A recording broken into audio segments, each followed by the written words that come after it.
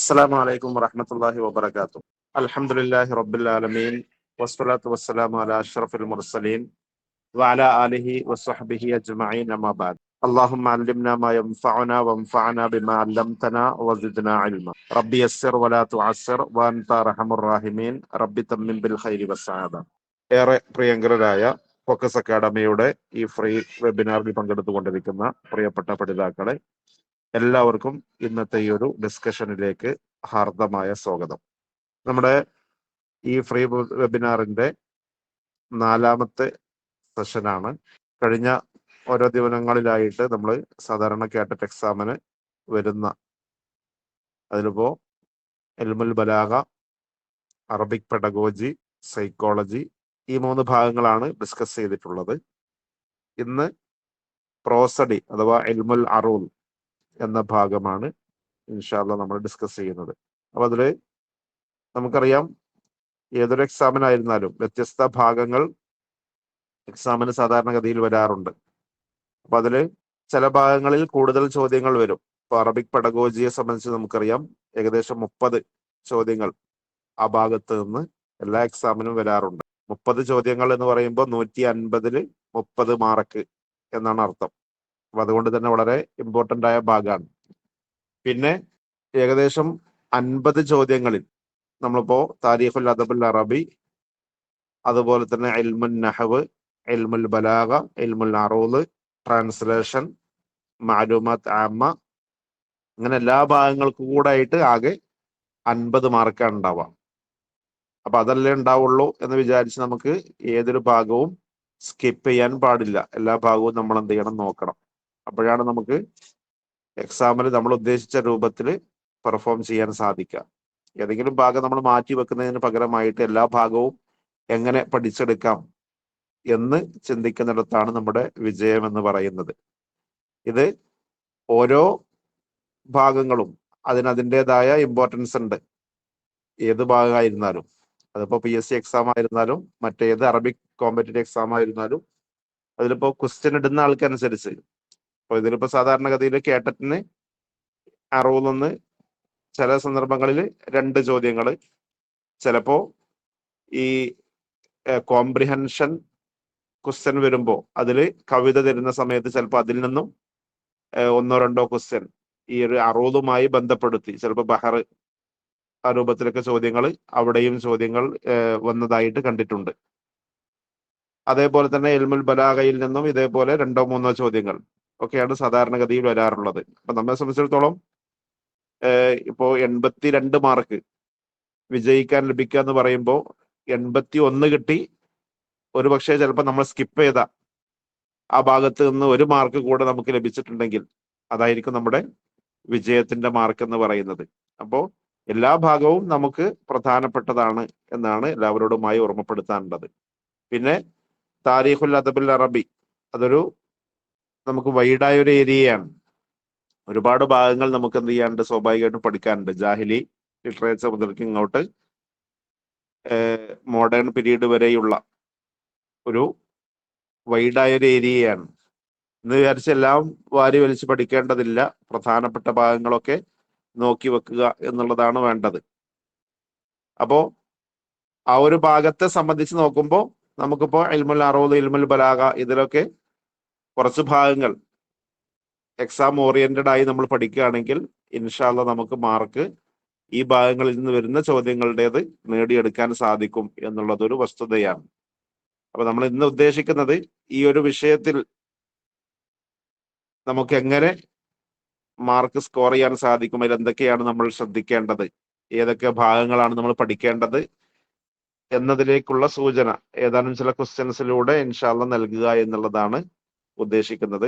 നമ്മൾ തുടക്കം മുതൽ പറഞ്ഞ പോലെ ഈ ഒരു കുറഞ്ഞ ഏതാനും സെഷൻ കൊണ്ടൊരിക്കലും കേട്ടറ്റ് എന്ന് പറയുന്ന വലിയൊരു കടമ്പ കടക്കുക എന്നുള്ളത് സാധ്യമല്ല എന്നുള്ളത് എല്ലാവർക്കും അറിയാം. എന്നാൽ കുറച്ച് സമയം നമ്മൾ ചെലവഴിച്ചാൽ നമുക്ക് നേടിയെടുക്കാവുന്നതാണ് കേട്ടറ്റ് എന്ന തിരിച്ചറിവ് എല്ലാവർക്കും ഉണ്ടാവുക എന്നുള്ളത് കൂടെയാണ് ഈ ഒരു ഫ്രീ വെബിനാർ കൊണ്ട് നമ്മൾ പ്രധാനമായിട്ടും ഉദ്ദേശിച്ചിട്ടുള്ളത്.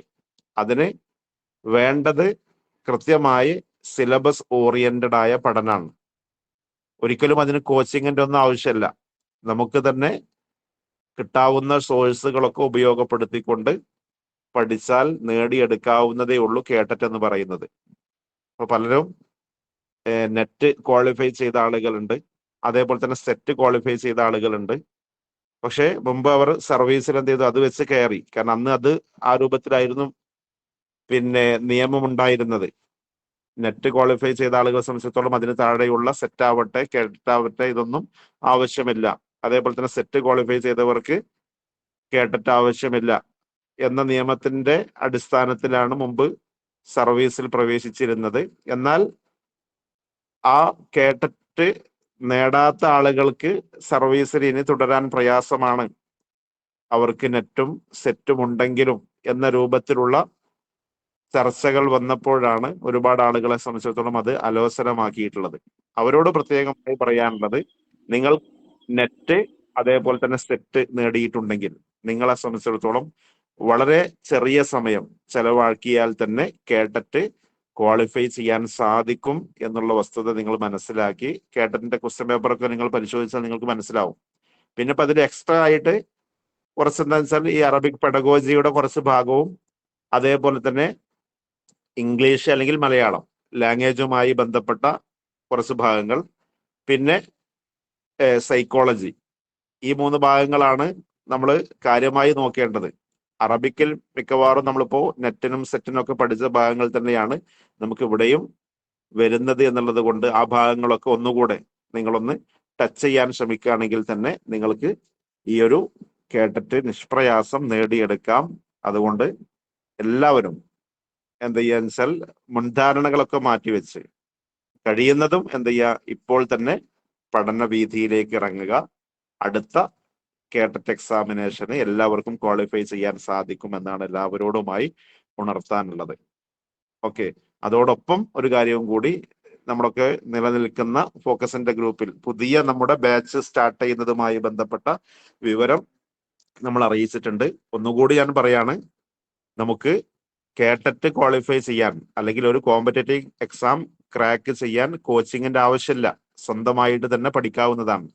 എന്നാൽ നമുക്കിപ്പോ ഫോക്കസിനെ സംബന്ധിച്ചിടത്തോളം ഒരുപാട് അധ്യാപകർ വ്യത്യസ്ത ഭാഗങ്ങൾ ക്ലാസ് എടുക്കുന്നു. അപ്പൊ അവര് ആ ഏരിയ മുമ്പ് എങ്ങനെയാണ് ഓരോ എക്സാമുകൾക്കും ക്വസ്റ്റ്യൻസ് വന്നത് എന്ന് മനസ്സിലാക്കി അതനുസരിച്ച് നോട്ട് പ്രിപ്പയർ ചെയ്ത് ക്ലാസ് എടുക്കുന്നു എന്നുള്ളത് കൊണ്ട് തിരക്കുള്ള ആളുകൾക്കും അതേപോലെ തന്നെ അറബി പറ്റ ടച്ച് വിട്ട ആളുകൾക്കൊക്കെ ഒന്നുകൂടെ പഠിക്കാൻ സഹായകമാവും. ഭീമമായ ഒരു തുകയൊന്നും നമ്മൾ ഫീ ആയി നിശ്ചയിക്കുന്നില്ല. ഇൻഷാല്ല ഇപ്പോ ഈ ഒരു മാസം 25-ാം തീയതി കോഴ്സ് സ്റ്റാർട്ട് ചെയ്താൽ അടുത്ത കേട്ടറ്റ് എക്സാം മിക്കവാറും നടക്കാൻ സാധ്യത അടുത്തൊരു ഫെബ്രുവരിയിലൊക്കെ ആയിരിക്കും. അപ്പോ അതുവരെ നീണ്ടു നിൽക്കുന്ന ഒരു കോഴ്സാണ് നമ്മുടേത് ഉണ്ടാവുക. അതിന് ടോട്ടലി ഉള്ള ഫീ ആണ് ഈ ഒരു 999 രൂപ എന്ന് പറയുന്നത്. അത് തന്നെ ഇപ്പോ ഈ ഒക്ടോബർ മാസം ആവുന്നതിന് മുമ്പേ ജോയിൻ ചെയ്യുന്ന ആളുകൾക്ക് വെറും 749 രൂപയാണ് കോഴ്സ് ഫീ ആയി വരുന്നത്. താല്പര്യമുള്ള ആരെങ്കിലും ഉണ്ടെങ്കിൽ നിങ്ങൾക്ക് അഡ്മിൻസുമായി കോണ്ടാക്ട് ചെയ്യാം എന്ന് മാത്രമാണ് അതുമായി ബന്ധപ്പെട്ട് ഓർമ്മപ്പെടുത്താനുള്ളത്. ഒന്നുകൂടി ഒരു ഓർമ്മപ്പെടുത്താനുള്ളത്, നിങ്ങൾ നിരാശയില്ലാതെ എല്ലാവരും നിങ്ങളുടെ അടുക്കൽ ലഭ്യമായ നോട്ട്സ് അല്ലെങ്കിൽ മെറ്റീരിയൽസ് ഉപയോഗിച്ചുകൊണ്ട് കൃത്യമായി സിലബസ് ഓറിയന്റഡ് ആയി പഠിക്കുകയാണെങ്കിൽ നമുക്ക് നേടിയെടുക്കാവുന്നതാണ് കേട്ടറ്റ് എന്നുള്ളത് എല്ലാവരും മനസ്സിലാക്കുക. അതനുസരിച്ച് പഠനവുമായി മുന്നോട്ട് പോകണമെന്ന് ഒന്നുകൂടി ഓർമ്മപ്പെടുത്തിക്കൊണ്ട് നമ്മുടെ ഇന്നത്തെ ഈ ഒരു പ്രോ സ്റ്റഡി അഥവാ ഇൽമുൽ അറൂദ് എന്ന ഭാഗത്തേക്ക് വരാം. ഇതിലിപ്പോ സാധാരണ ഇൽമുൽ അറൂദിൽ ചോദ്യങ്ങൾ വരാറുള്ളത് കോമ്പറ്റേറ്റീവ് എക്സാമുകൾക്ക്, അതിപ്പോ കേട്ടറ്റ് അതുപോലെ തന്നെ സെറ്റ് നെറ്റ് ഇനി PSC എക്സാം, ഇതിലൊക്കെ സാധാരണ ചോദ്യങ്ങൾ വരാറുള്ള ഭാഗങ്ങൾ എന്ന് പറയുന്നത് ഇത്രയും ഭാഗങ്ങളാണ്. എന്ന് വെച്ചാൽ ഒന്ന്, ഇൽമുൽ അറൂദിന്റെ താരീഫ് എന്താണ് എന്നുള്ളത് സാധാരണഗതിയിൽ ചോദിക്കാറുണ്ട്. അത് നേരിട്ട് ചിലപ്പോൾ താരീഫ് അങ്ങനെ ചോദിക്കുന്നതിന് പകരമായിട്ട് താരീഫിന്റെ ഏതെങ്കിലും രൂപത്തിലുള്ള ചെറിയ ഭാഗങ്ങൾ നൽകും. എന്നിട്ട് എന്താണ് ഇതുകൊണ്ട് ഉദ്ദേശിക്കുന്നത്. അപ്പോ അത് ഈ ഒരു വൈജ്ഞാനിക ശാഖ എന്ത് എന്ന് അറിയുന്ന ആളുകളെ സംബന്ധിച്ചിടത്തോളം സിമ്പിളായി ആൻസർ ചെയ്യാവുന്നതേ ഉള്ളൂ. കാരണം ഇൽമുൽ അറൂദ് എന്ന് പറഞ്ഞാൽ തന്നെ നമുക്കറിയാം അത് ഛന്ദശാസ്ത്രം അതല്ലെങ്കിൽ കാവ്യശാസ്ത്രമാണ്, അറബിക് കവിതാ ശാസ്ത്രമാണ് ഈ ഒരു ഇൽമുൽ അറൂദിൽ വരുന്നത്. അറബിക് കവിതയിൽ നമുക്കറിയാം ടോട്ടലി 16 ബഹറുകളാണ് അല്ലെങ്കിൽ 16 വൃത്തങ്ങളാണുള്ളത്. അപ്പൊ ഈ 16 വൃത്തങ്ങളെ ചുറ്റിപ്പറ്റിയുള്ള വൈജ്ഞാനിക ശാഖയാണ് ഇൽമുൽ അറൂദ് എന്ന് പറയുന്നത്. അപ്പൊ അതിൽ നമ്മൾ മനസ്സിലാക്കേണ്ട ഏതാനും ചില കാര്യങ്ങളൊക്കെയാണ് ഇതിൽ ചർച്ചയിൽ വരുന്നത്. അപ്പൊ ഇതിലെ പ്രതിപാദ്യ വിഷയം എന്തെന്ന് ചോദിച്ചാൽ നമുക്കറിയാം കവിതയാണ്. അപ്പൊ അതുമായി റിലേറ്റഡ് ആയിട്ട് തന്നെ ആയിരിക്കും ഇതിന്റെ താരീഫ് ഉണ്ടാവാം. എന്ന് വെച്ചാൽ ഒരാളിപ്പോ ഒരു കവിത രചിച്ചു, എന്നിട്ട് അദ്ദേഹം പറയാൻ ഞാൻ ഇന്ന ബഹറിലാണ് അല്ലെങ്കിൽ ഇന്ന വൃത്തത്തിലാണ് ഞാൻ കവിത രചിച്ചിട്ടുള്ളത് എന്ന് പറഞ്ഞാൽ അത് ശരിയാണോ അല്ല തെറ്റാണോ എന്ന് പരിശോധിക്കാൻ നമുക്ക് ഈ ഇൽമുൽ അറൂദിലൂടെ അറൂദ് മനസ്സിലാക്കിയ ഒരാളെ സംബന്ധിച്ചിടത്തോളം സാധിക്കും. അപ്പൊ അത് തന്നെയാണ് ഇൽമുൽ അറൂദ് എന്ന് പറഞ്ഞാൽ. അതാണ് ഇപ്പൊ ഇതിന്റെ താരീഫ് എന്നതുകൊണ്ട് ഉദ്ദേശിക്കുന്നത്. പിന്നെ അടുത്തത് മുഅസ്സിസു ഇൽമുൽ അറൂദ്, കാരണം ഇതൊരു വൈജ്ഞാനിക ശാഖയാണ്. അപ്പൊ അതുകൊണ്ട് തന്നെ ഇതിന്റെ റായിദ് ആരാണ് അല്ലെങ്കിൽ മുഅസ്സിസ് ആരാണ് എന്നുള്ളത് രൂപത്തിലുള്ള ചോദ്യങ്ങൾ, ചിലപ്പോൾ അതുമായി ബന്ധപ്പെട്ട അദ്ദേഹവുമായി ബന്ധപ്പെട്ട മറ്റു ചില ഭാഗങ്ങളൊക്കെ സാധാരണഗതിയിൽ എക്സാമുകൾക്ക് വരാറുണ്ട്. കാരണം പ്രധാനപ്പെട്ട 2-3 സംഭാവനകൾ നൽകിയിട്ടുള്ള ആളാണ് ഇതിന്റെ വാദി ആയിട്ടുള്ള ഖലീൽ ഇബ്നു അഹ്മദ് അൽ ഫറാഹിദി. അപ്പോ അദ്ദേഹവുമായി ബന്ധപ്പെട്ട് ഒരു പ്രാഥമികമായ വിവരങ്ങൾ നമുക്കുണ്ടാവണം. അടുത്തത് ബുഹൂറു ഷിഅരിൽ അറബി, അറബിക് കവിതാ വൃത്തങ്ങളാണ്. ബഹർ എന്ന് പറഞ്ഞാൽ ഇവിടെ ഉദ്ദേശം കവിതാ വൃത്തങ്ങൾ എന്നർത്ഥം. അപ്പൊ അറബിക് കവിതാ വൃത്തങ്ങൾ അത് ടോട്ടലി എത്രയാണെന്ന് ചോദിച്ചാൽ നമ്മൾ നേരത്തെ പറഞ്ഞു, ഇസ്തിഅമാലിലുള്ളത് അഥവാ ഉപയോഗത്തിലുള്ളത് 16 ബഹറുകളാണ്. അപ്പൊ ആ 16 ബഹറുകളെ കുറിച്ച് നമുക്ക് ചെറിയൊരു വിവരമുണ്ടായാൽ മതി. ഏതൊക്കെയാണ് ബഹറുകൾ എന്നുള്ളത് കൃത്യമായത് മനസ്സിലാക്കിയാൽ തന്നെ നമുക്ക് അതുമായി ബന്ധപ്പെട്ട ചോദ്യങ്ങൾ ആൻസർ ചെയ്യാൻ സാധിക്കും. കാരണം കേട്ടറ്റിന് ഇപ്പൊ സാധാരണഗതിയിൽ ചോദിക്കാറുള്ളത് ഇഖ്തരി ഷാദ മിനൽ ആത്തിയ എന്ന് പറഞ്ഞ് 3 ബഹറുകളുടെ പേരും അതല്ലാത്ത വേറൊരു പേരും ഒക്കെ നൽകിയിട്ടൊക്കെ ചോദ്യങ്ങൾ മുമ്പൊക്കെ വന്നിട്ടുണ്ട്. പിന്നെ അടുത്തത് ചിലപ്പോൾ എന്ത് ചെയ്യും, ഏതെങ്കിലും ബഹറുകളുടെ വസനുകൾ നൽകും. അതിന്റെ വസനുകൾ നൽകിയിട്ട് ഇത് ഏത് ബഹറാണെന്ന് ചോദിക്കും. അപ്പോ അത് നമുക്ക് ഓർത്തു വെക്കാൻ സഹായകമാവുന്ന രൂപത്തിൽ എന്ത് ചെയ്തിട്ടുണ്ട്, ഓരോ ബഹറുകളുടെയും വസനുകളും അവയുടെ പേരും ഉൾക്കൊള്ളുന്ന രൂപത്തിൽ ഒരു വരി ഓരോ കവിതക്കും എന്ത് ചെയ്തിട്ടുണ്ട്, പണ്ഡിതന്മാർ പഠിപ്പിച്ചിട്ടുണ്ട്.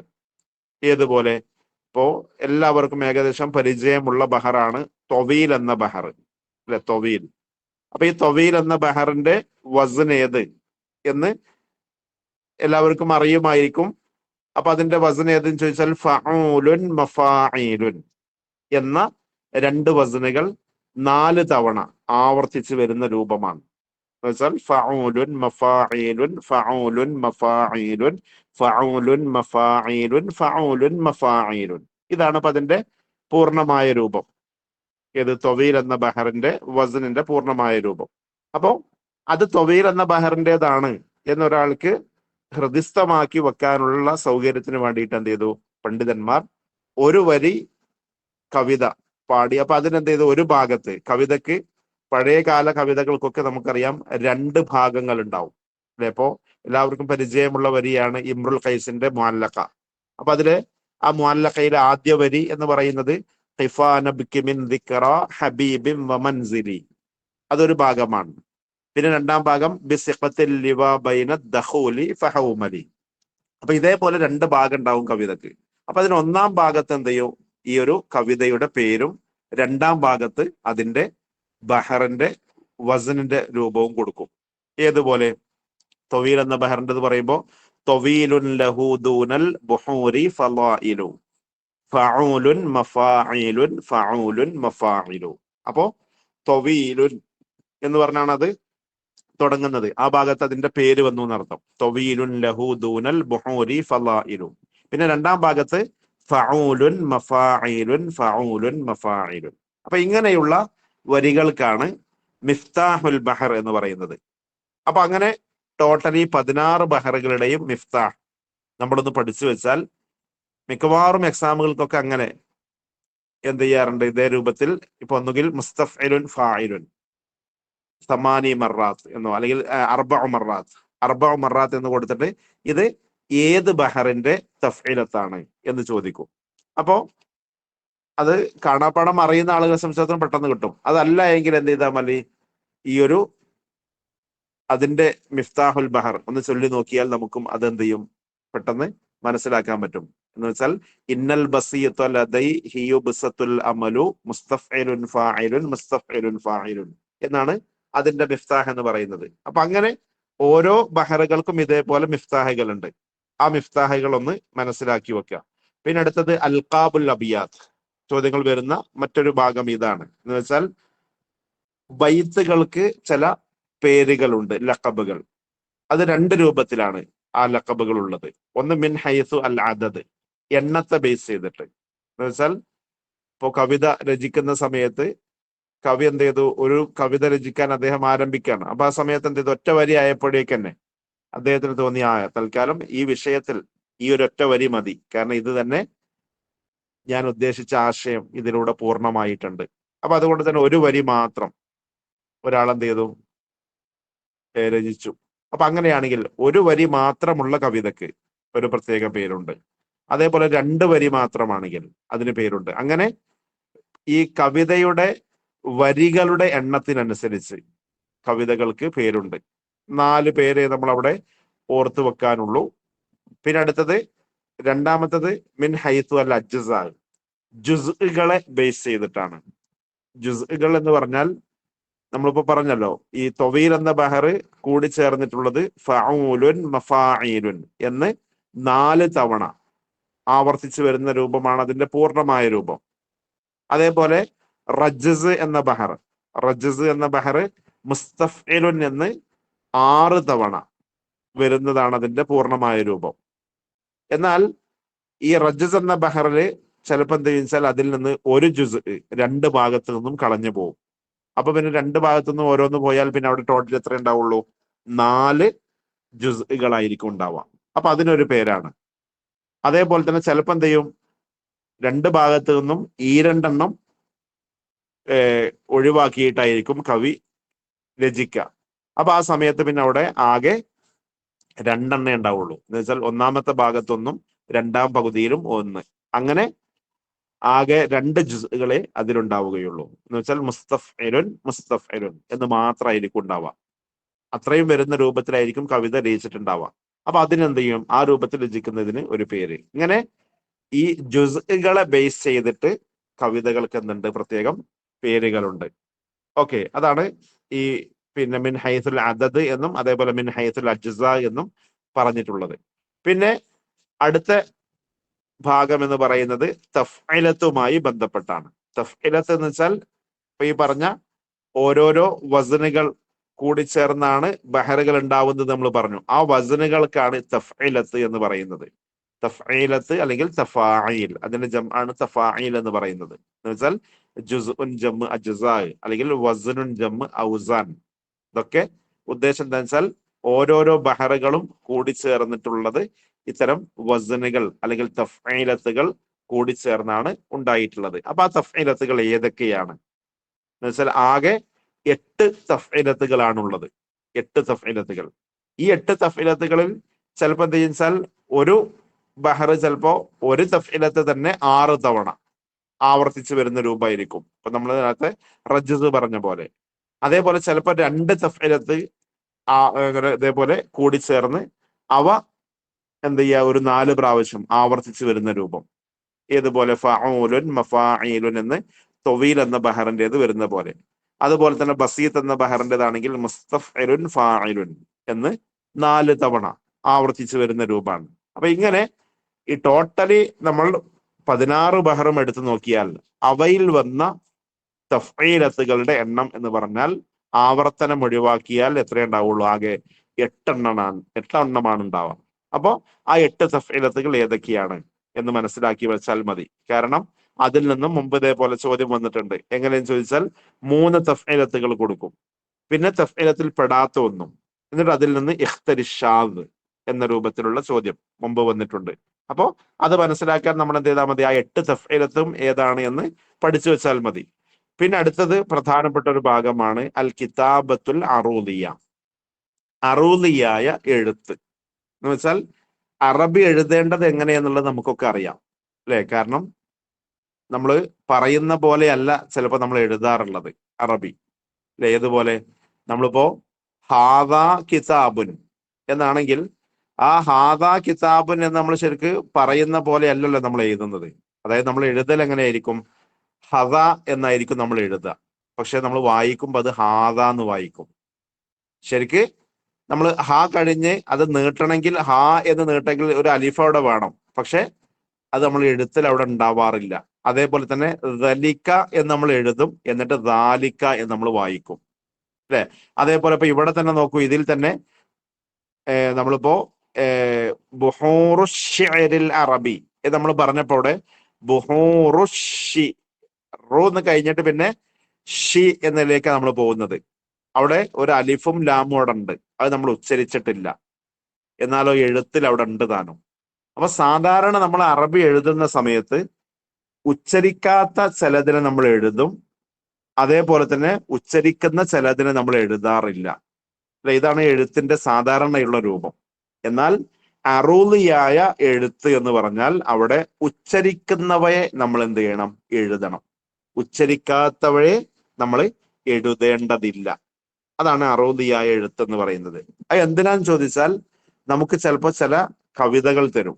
ആ കവിതകൾ തന്ന് അതിന്റെ ബഹർ ഏതാണ് എന്ന് ചോദിക്കുന്ന സമയത്ത് ഏറ്റവും സിമ്പിളായ മെത്തേഡ് എന്ന് പറയുന്നത് ഈ 16 ബഹറുകളുടെയും വസനുകൾ നമുക്ക് സാധ്യമാവുന്ന രൂപത്തിൽ ഒന്ന് ചൊല്ലി പഠിക്കുക.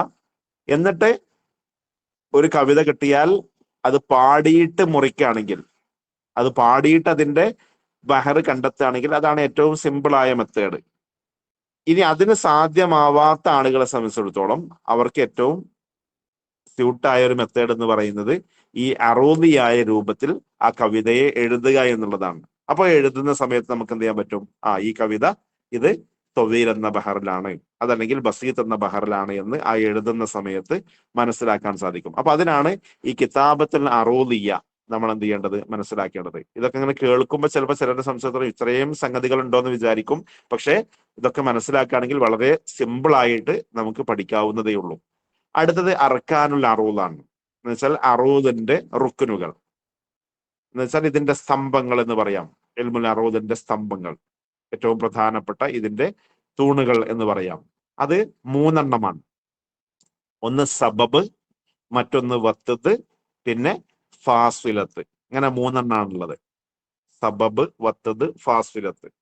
അപ്പൊ ഈ സബബ് എന്ന് പറഞ്ഞാൽ 2 ഹർഫുകൾ കൂടി ചേർന്ന പദത്തിനാണ് സാധാരണ ഈ ഒരു അറൂദിൽ എന്ത് ചെയ്യണത്? സബബ് എന്ന് പറയുന്നത്. വത്തത് എന്ന് പറയുമ്പോൾ 3 ഹർഫുകൾ ഉണ്ടാവും. ഫാസിലത്ത് എന്ന് പറയുമ്പോൾ ഒന്നുകിൽ 4 ഹർഫ് അല്ലെങ്കിൽ 5 ഹർഫ്. ഇങ്ങനെ വരുന്നതിനാണ് സാധാരണ സബബ്, വത്തത്, ഫാസിലത്ത് എന്ന് പറയുന്നത്.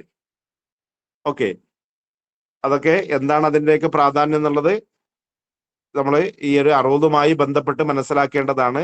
അതൊക്കെ സിമ്പിളായിട്ട് നമുക്ക് മനസ്സിലാക്കാവുന്നതേ ഉള്ളൂ. പിന്നെ അടുത്തത് ചോദ്യം വരുന്ന ഭാഗമാണ് ഒരു കവിതയെ സംബന്ധിച്ചിടത്തോളം അതിന്റെ വരി. ഒരു വരി എന്ന് പറയുന്നത് നമ്മൾ നേരത്തെ പറഞ്ഞ പോലെ 2 ഭാഗങ്ങൾ കൂടി ചേർന്നതാണ്. അൽ ബൈത്തു ശഅരി എന്ന് പറയുന്നത്. ഖിഫാ നബ്കി മിൻ ദിക്റ ഹബീബിൻ വമൻസിലി ബിസിഖത്തിൽ ലിവാ ബൈന ദഖൂലി ഫഹൗമലി. അതാണ് ഇപ്പോ ഒരു ബൈത്തു ശഅരി എന്നതിലെ ഒരു ബൈത്ത് എന്ന് പറയുന്നത്. അപ്പോ ആ ഒരൊറ്റ ബൈത്ത് നമ്മൾ എടുക്കുകയാണെങ്കിൽ അപ്പോ പൂർണ്ണമായി 2 ഭാഗങ്ങളുള്ള ഒരു വരിക്കാണ് സാധാരണഗതിയിൽ ബൈത്ത് എന്ന് പറയുന്നത്. ഇനി അതിന്റെ ആദ്യ പകുതിക്ക് എന്ത് പറയും? സ്വദർ എന്നാണ് പറയാ. 2ാം പകുതിക്ക് അജ്സ് എന്നുമാണ് പറയാ. ഇതൊക്കെ സാധാരണ ചോദിക്കുന്നതാണ്. പിന്നെ ഈ ആദ്യ പകുതിയുടെ അവസാനത്തെ ജുസ്ഇനാണ് അറൂദ് എന്ന് പറയുന്നത്. അതേപോലെ തന്നെ 2ാം പകുതിയുടെ അവസാനത്തെ ജുസ്ഇനാണ് ലർബ് എന്ന് പറയുന്നത്. ഈ അറൂദും ലർബും അല്ലാത്ത ബാക്കിയുള്ള മൊത്തം ജുസ്ഇകൾക്കാണ് എന്ത് പറയുന്നത്? ഹഷ്വ് എന്ന് പറയുന്നത്. ഇത് തീരെ അറിയാത്ത ആളുകളെ സംബന്ധിച്ചിടത്തോളം അവർക്കിപ്പോ ഇത് മനസ്സിലായിട്ടുണ്ടാവില്ല. ജസ്റ്റ് ഒരൊറ്റ ഉദാഹരണം മാത്രം പറയുകയാണെങ്കിൽ നമ്മളിപ്പോ നേരത്തെ പറഞ്ഞ തൊവീൽ എന്ന ബഹർ തന്നെ എടുക്കുക. ആ തൊവീൽ എന്ന ബഹർ എടുക്കുകയാണെങ്കിൽ ഇപ്പൊ അതിന്റെ നമ്മൾ പറഞ്ഞു ഫഊലുൻ മഫാഈലുൻ എന്ന് 8 തവണ വരുന്നതാണ് അതിന്റെ പൂർണ്ണമായ രൂപം. അപ്പൊ അതില് ആദ്യ ഭാഗത്ത് ഫഊലുൻ മഫാഇലുൻ ഫഊലുൻ മഫാഇലുൻ, ആ ഭാഗത്തിനാണ് എന്ത് പറയുന്നത്? സ്വദർ എന്ന് പറയുന്നത്. രണ്ടാം ഭാഗം ഫഊലുൻ മഫാഇലുൻ ഫഊലുൻ മഫാഇലുൻ എന്ന് പറയുന്നത്, ആ ഭാഗമാണ് അജ്സ് എന്ന് പറയുന്നത്. ആദ്യ പകുതി രണ്ടാം പകുതി എന്ന് പറഞ്ഞാൽ അതാണ്. ഇനി ആദ്യ പകുതിയുടെ അവസാനത്തെ ജുസ് അപ്പൊ ഏതാണ്? ഫഊലുൻ മഫാഇലുൻ ഫഊലുൻ മഫാഇലുൻ. അവിടെ മഫാഇലുൻ എന്ന് പറയുന്നതാണ് അവിടുത്തെ അവസാനത്തെ ജുസ്. എന്നുവെച്ചാൽ ആദ്യ പകുതിയുടെ അവസാനത്തെ ജുസ്. അതേപോലെ തന്നെയാണ് രണ്ടാം പകുതിയുടെ അവസാനത്തെ ജുസ് എന്ന് പറയുന്നത്. എന്ന് വെച്ചാൽ സ്വദറിന്റെ അവസാനത്തെ ജുസ് അറൂദ് എന്ന് പറയുന്നത് ആ മഫാഇലുൻ എന്ന് പറയുന്ന ഭാഗം. അതേപോലെ തന്നെ രണ്ടാം പകുതിയിലും അതേപോലെ തന്നെ അജ്സിന്റെ അവസാനത്തെ ജുസും എന്ത് തന്നെയാണ്? ആ മഫാഇലുൻ എന്ന് പറയുന്ന ഭാഗം. അതിനാണ് എന്ത് പറയുന്നത്? ലർബ് എന്ന് പറയുന്നത്.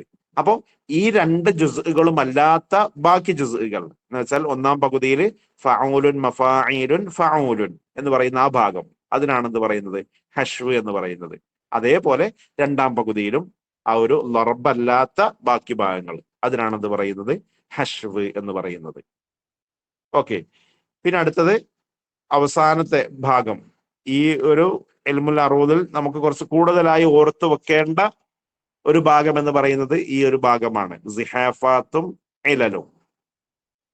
ഇതാണ് ഇപ്പൊ ഇതിൽ കുറച്ചെങ്കിലും നമുക്കൊരു പ്രയാസമായി ചിലർക്കെങ്കിലും തോന്നുക. എന്നുവെച്ചാൽ അത് പ്രയാസമല്ല, മറിച്ച് അതിൽ കുറച്ച് ടേമുകൾ നമ്മൾ എന്ത് ചെയ്യാണ്ട് ഓർത്ത് വെക്കാണ്ട് എന്ന് മാത്രം.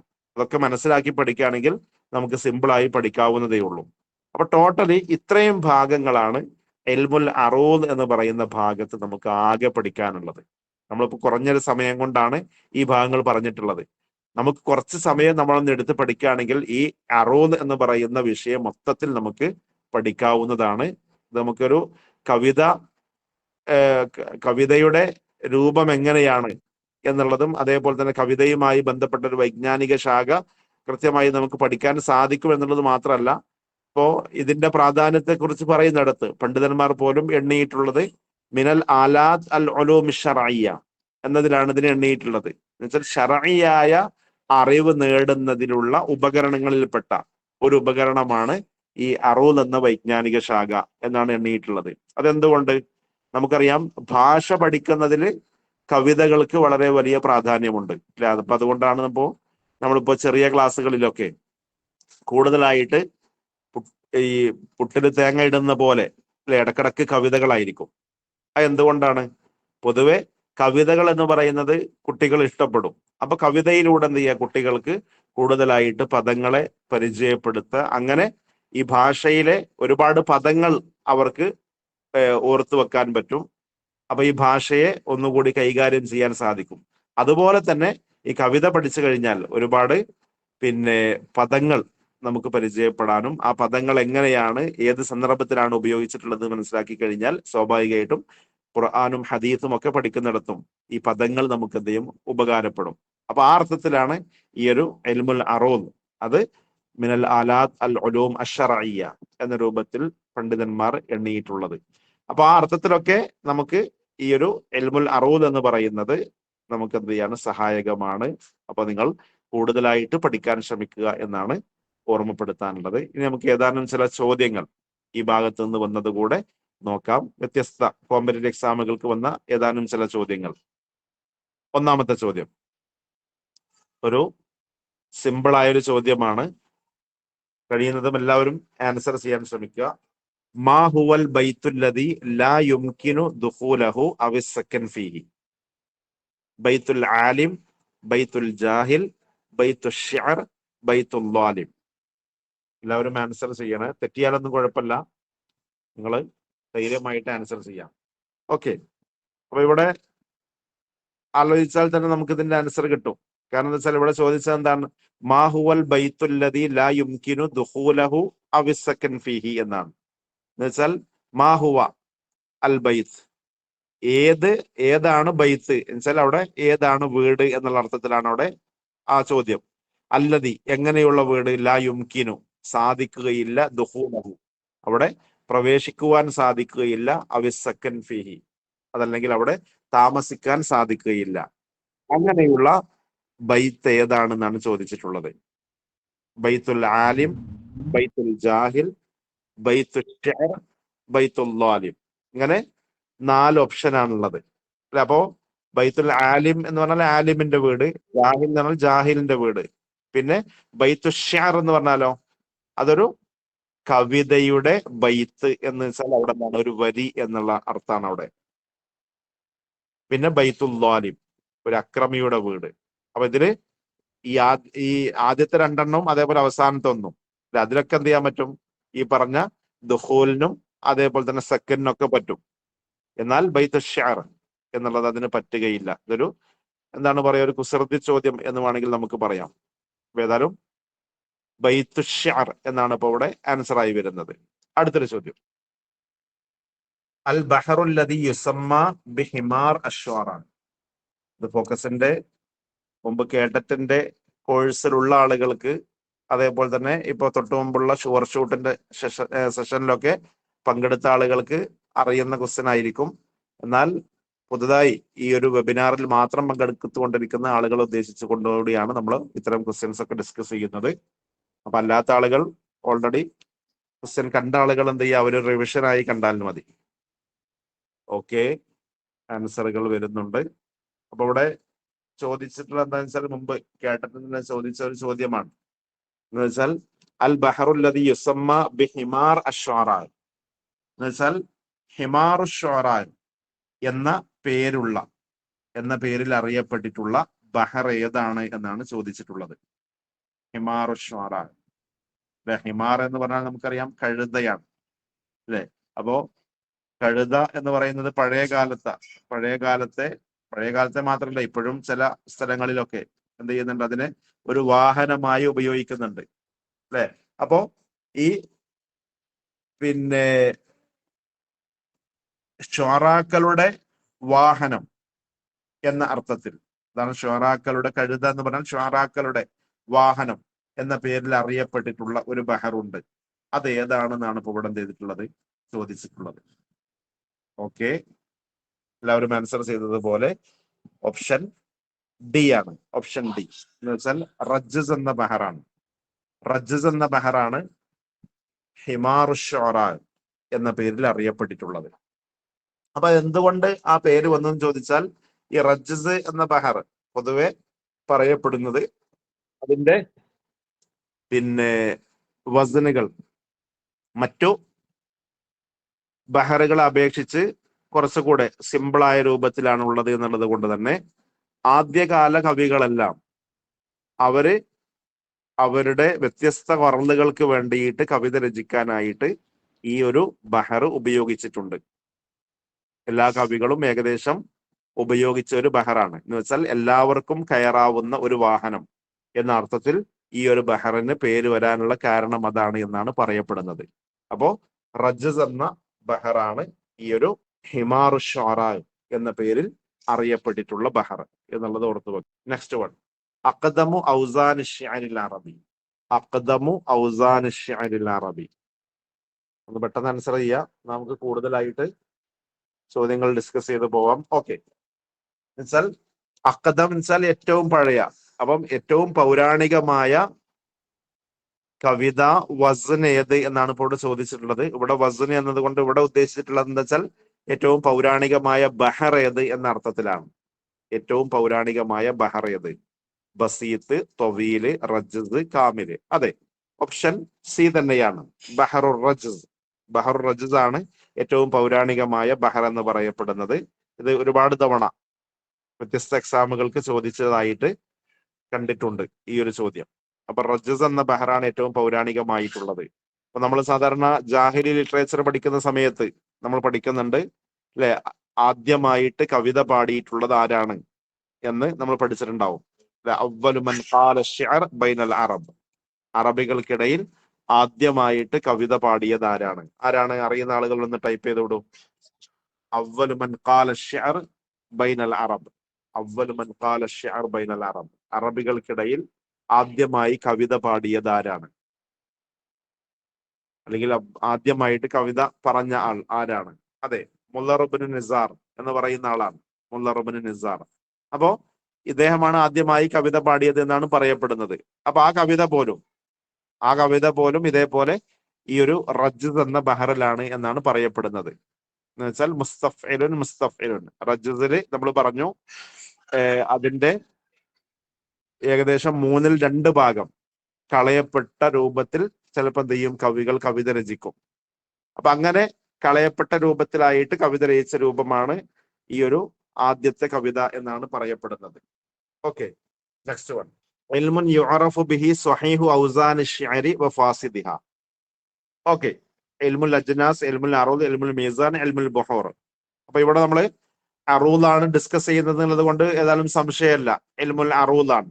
അപ്പൊ ഇവിടെ ചോദിച്ചിട്ടുള്ളത് എന്താണ്? നമ്മൾ നേരത്തെ ചോദ്യങ്ങൾ വരാറുള്ള ഭാഗം പറഞ്ഞിരുന്നു ഇൽമുൽ അറൂദിന്റെ നിർവചനവുമായി ബന്ധപ്പെട്ട ചോദ്യം വരാറുണ്ട് എന്ന്. അപ്പോ ഇൽമുൻ ഇതൊരു വൈജ്ഞാനിക ശാഖയാണ്, യുഅറഫു ബിഹി, അതുകൊണ്ട് താരീഫ് ചെയ്യപ്പെടും. എന്ത്? സ്വഹീഹു ഔസാനി ശിഅരി വ ഫാസിദിഹ എന്ന് വെച്ചാൽ ഒരു കവിതയെ അതിന്റെ ശരിയായ വസനിലാണോ അതല്ല തെറ്റായ വസനിലാണോ അത് ഉണ്ടാക്കിയിട്ടുള്ളത്, അത് നിർമ്മിക്കപ്പെട്ടിട്ടുള്ളത് എന്നതിനെ നിർവചിക്കപ്പെടുന്ന വൈജ്ഞാനിക ശാഖ. എന്ന് വെച്ചാൽ ഇപ്പൊ ഒരാള് കവിത രചിച്ചു, അത് ഇന്ന ബഹറിലാണെന്ന് പറഞ്ഞാൽ അത് ശരിയാണോ അല്ലേ എന്നുള്ളത് എന്താ ചെയ്യാൻ പറ്റും? ഈ അറൂദിന്റെ വസനുകൾ നോക്കിക്കഴിഞ്ഞാൽ അത് അറിയുന്ന ഒരാളെ സംബന്ധിച്ചിടത്തോളം പരിശോധിക്കാൻ പറ്റും. അപ്പൊ അതാണ് ഇൽമുൽ അറൂദ് എന്ന് പറയുന്നത്. അൽ ഖലീൽ ഇബ്നു അഹ്മദ് അവ്വൽ മൻ സ്വന്നഫ ഫീ. ഖലീൽ ഇബ്നു അഹ്മദ് അവ്വൽ മൻ സ്വന്നഫ ഫീ ഇൽമുൽ കലാം, ഇൽമുൻ നബാത്ത്, ഇൽമുൻ നഹ്വ്, ഇൽമുൽ ഫൽസഫ. ഓക്കെ, ഓപ്ഷൻ സി ആണ്. അപ്പൊ ഖലീൽ ഇബ്നു അഹ്മദിനെ കേൾക്കാത്ത ആരും ഉണ്ടാവില്ല, ഖലീൽ ഇബ്നു അഹ്മദ് റഹിമഹുല്ലയെ കേൾക്കാത്തവരുണ്ടാവില്ല.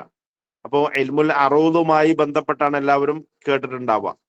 എന്നാൽ അദ്ദേഹം തന്നെയാണ് ആദ്യമായിട്ട് ഇൽമുൻ നഹ്വിൽ രചന നടത്തിയിട്ടുള്ള ആളും. അപ്പൊ ചിലർക്കെങ്കിലും മുമ്പ് ഇപ്പൊ സെറ്റിനൊക്കെ പഠിച്ച ആളുകൾ ഉണ്ടാവും, അതേപോലെ മുമ്പ് കേട്ടറ്റിന് പഠിച്ച ആളുകൾ ഉണ്ടാവും. അവർക്ക് സംശയം ഉണ്ടാവും, സീബവൈഹി അല്ലേ ആദ്യത്തെ ഇൽമുൻ നഹ്വിലെ രചന നടത്തിയിട്ടുള്ളത് എന്ന്. അതേ, സീബവൈഹിയാണ് ഒരു ഷാമിലായ രൂപത്തിൽ ഇൽമുൻ നഹ്വിൽ ഗ്രന്ഥരചന നടത്തിയിട്ടുള്ളത്. എന്നാൽ ആ സീബവൈഹിയുടെയും ഉസ്താദാണ് ആര്? ഖലീൽ ഇബ്നു അഹ്മദ് റഹിമഹുല്ല.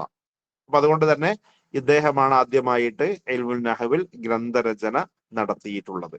അപ്പൊ അതുകൂടെ ഒന്ന് ഓർത്തു വെക്കുക. ഇതിപ്പോ കേട്ടറ്റിന് തന്നെ കഴിഞ്ഞ 2023 ചോദിച്ച ഒരു ചോദ്യവും കൂടെയാണ്. ഇൽമുൻ നഹ്വിലാണ് അദ്ദേഹം ആദ്യമായി ഗ്രന്ഥരചന നടത്തിയിട്ടുള്ളത്. അപ്പോ ചിലപ്പോ ഇനി ചോദിച്ചേക്കാം ഏതാണ് ആ കിതാബ് എന്ന് ചോദിച്ചേക്കാം. അപ്പൊ അതുകൂടെ ഒന്ന് ഓർത്തു വെക്കുക. കിതാബുൽ ജുമലാണ്, കിതാബുൽ ജുമൽ. അതെ, കിതാബുൽ ജുമൽ ലി ഖലീൽ ഇബ്നു അഹ്മദ് അൽ ഫറാഹിദി. ഫറാഹിദി എന്ന് വെച്ചാൽ അദ്ദേഹത്തിന്റെ കുടുംബ പേരാണ്. അപ്പോ കിതാബുൽ ജുമൽ ലിൽ ഖലീൽ ഇബ്നു അഹ്മദ് അൽ ഫറാഹിദി, ഇതാണ് അവ്വൽ കിതാബിൻ വുളിഅ ഫി നഹ്വിൽ അറബി. ഇനി അൽ ഖലീൽ ഇബ്നു അഹ്മദ് ആലിമുൻ മഷ്ഹൂറുൻ ഫി. കഴിഞ്ഞ ക്വസ്റ്റ്യൻ കേട്ടറ്റ് 3ക്ക് ചോദിച്ചതാണ്, ഇത് കേട്ടറ്റ് 4ന്. രണ്ടും ഒരേ ടേമിന് തന്നെ ചോദിച്ച ചോദ്യങ്ങളാണ്. ഓക്കെ, ഇത് പലപ്പോഴും ചോദിക്കുന്നതാണ്, അതുകൊണ്ട് എല്ലാവർക്കും അറിയുന്നതുമാണ് അല്ലെ. ഇൽമുൽ അറൂദിന്റെ വാദി ആണ് ഇദ്ദേഹം, അതുകൊണ്ട് തന്നെ അതിലെ ഏറ്റവും പ്രസിദ്ധനായ പണ്ഡിതൻ കൂടിയാണ് ഖലീൽ ഇബ്നു അഹ്മദ് റഹിമഹുല്ല. അപ്പൊ അദ്ദേഹവുമായി ബന്ധപ്പെട്ട പ്രാഥമികമായ ചില വിവരങ്ങൾ. ഒന്ന്, അദ്ദേഹത്തിന്റെ മുഴുവൻ പേര് നമ്മൾ നോക്കി വെക്കണം. കാലഘട്ടം 100 മുതൽ 170 വരെയാണ് ഹിജ്റ വർഷം. ഹിജ്റ 100-ൽ ജനിച്ചു, 170-ലാണ് മരണപ്പെടുന്നത്. അൽ ഖലീൽ ഇബ്നു അഹ്മദ് ഇബ്നു അംർ ഇബ്നു തമീം അൽ ഫറാഹിദി അൽ അസ്ദി അൽ യഹ്മദി. അസ്ദാണ് ഇദ്ദേഹത്തിന്റെ ഗോത്രം. ഖലീൽ ഇബ്നു അഹ്മദ് എന്നുള്ളത് പ്രത്യേകം ഓർത്തു വെക്കുക. ഇദ്ദേഹത്തിന്റെ കുനിയത്ത് അബു അബ്ദുറഹ്മാൻ എന്നാണ്. അപ്പോ അബു അബ്ദുറഹ്മാൻ അൽ ഖലീൽ ഇബ്നു അഹ്മദ് ഇബ്നു അംർ ഇബ്നു തമീം അൽ ഫറാഹിദി അൽ അസ്ദി. ഇനി ഇദ്ദേഹത്തിന്റെ ഏരിയകൾ എന്ന് വെച്ചാൽ ഇദ്ദേഹം പ്രസിദ്ധമായിട്ടുള്ള ഭാഗങ്ങൾ, ഒന്ന് അൽ ലുഗ, അതേപോലെ അൽ അദബ്, അൻ നഹ്വ്, തർജുമ, അശ്ശഅർ. ഇത്രയും ഏരിയകളിലൊക്കെ ഇദ്ദേഹം പ്രസിദ്ധി നേടിയിട്ടുള്ള ആളാണ്. വാദിഉ ഇൽമിൽ അറൂദ് എന്ന പേരിൽ അറിയപ്പെട്ടു. അപ്പോ അത് ഇദ്ദേഹത്തിന്റെ പ്രധാനപ്പെട്ട ഒരു സംഭാവനയാണ്. അപ്പൊ ഈ ഭാഗത്ത് ഇദ്ദേഹം വാദിഉ, റായിദ്, മുഅസ്സിസ് എന്ന പേരിലൊക്കെ അറിയപ്പെട്ടിട്ടുള്ള ആളാണ്. അതേപോലെ രണ്ടാമത്തേത് ഇപ്പൊ നമ്മൾ പറഞ്ഞു നേരത്തെ ആ ചോദ്യത്തിൽ വന്ന പോലെ നഹവുമായി ബന്ധപ്പെട്ട് ചോദ്യം വരാം. പിന്നെ മൂന്നാമത്തെ ഒരു ഭാഗമാണ് ഏത്? അവ്വലു മുഅജം ഫിൽ അറബിയ. അതേതാണ്? കിതാബുൽ ഐനാണ്. ആ കിതാബുൽ ഐൻ ആരുടേതെന്ന് ചോദിച്ചാൽ ഖലീൽ ഇബ്നു അഹ്മദ് അൽ ഫറാഹീദിയുടേതാണ്.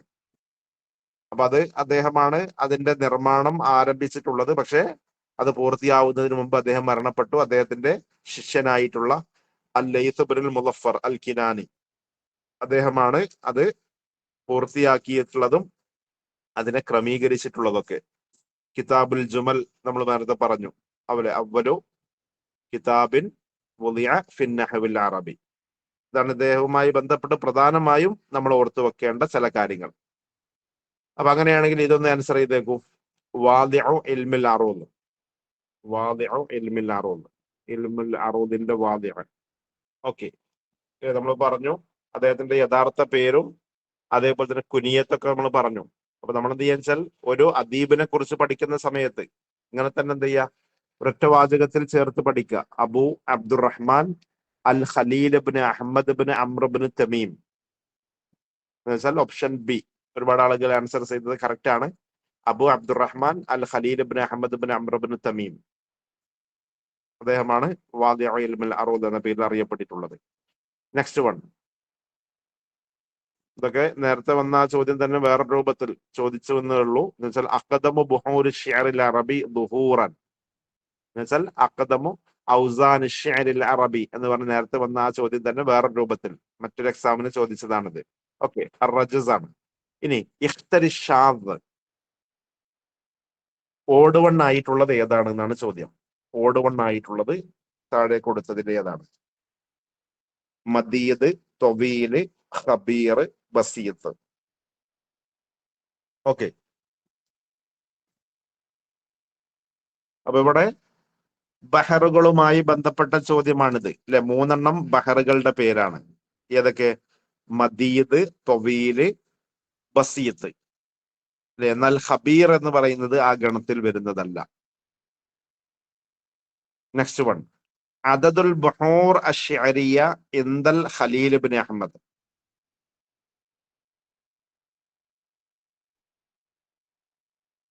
എല്ലാവരും ആൻസർ ചെയ്യാൻ ശ്രമിക്കുക. Okay, yes. ഇവിടെ ഇപ്പൊ 2 ആൻസറുകളാണ് വന്നിട്ടുള്ളത്. ബി ആൻസർ ചെയ്തവരുണ്ട്, സി ആൻസർ ചെയ്തവരുണ്ട്. അപ്പോ സി ആൻസർ ചെയ്ത ആളുകളുണ്ട്, ബി ആൻസർ ചെയ്തവരുണ്ട് അല്ലെ. അപ്പൊ ബി ആൻസർ ചെയ്ത ആളുകൾ സ്വാഭാവികമായിട്ടും അവർ ആൻസർ ചെയ്തിട്ടുണ്ടാവുക വെച്ചാൽ അറബിക് കവിതയിൽ എത്ര വൃത്തങ്ങൾ ഉണ്ട് എന്ന് ചോദിച്ചാൽ ടോട്ടൽ എത്രയാണ്? 16. അതല്ല, അദദുൽ ബുഹൂർ അശ്ശഅരിയ ഇൻദൽ ഖലീൽ ഇബ്നു അഹ്മദ് എന്നാണ് ചോദിച്ചിട്ടുള്ളത്. ഖലീൽ ഇബ്നു അഹ്മദിന്റെ അടുക്കൽ ഒരു കവിതയ്ക്ക് എത്ര വൃത്തങ്ങൾ ഉണ്ട് എന്നാണ് ചോദിച്ചിട്ടുള്ളത്. അപ്പൊ അത് എത്രയാണ്? 15 അത് രണ്ടും വേറെ വേറെ തന്നെ മനസ്സിലാക്കുക. ചിലപ്പോ അറബിക് കവിതയിൽ എത്ര വൃത്തങ്ങൾ ഉണ്ട് എന്നായിരിക്കും ചോദിക്കുക. അങ്ങനെയാണെങ്കിൽ എത്രയാണ്? അത് 16. എന്നാൽ ഖലീൽ ഇബ്നു അഹ്മദ് റഹിമഹുല്ല പരിചയപ്പെടുത്തിയത് 15 ബഹറുകളാണ്. പിന്നെ അദ്ദേഹത്തിന്റെ ശിഷ്യനാണ് എന്ത് ചെയ്യുന്നത്? അതിലേക്ക് ഒരു ബഹർ കൂടി ആഡ് ചെയ്യുന്നത്. ആ ശിഷ്യൻ ആരാണ്?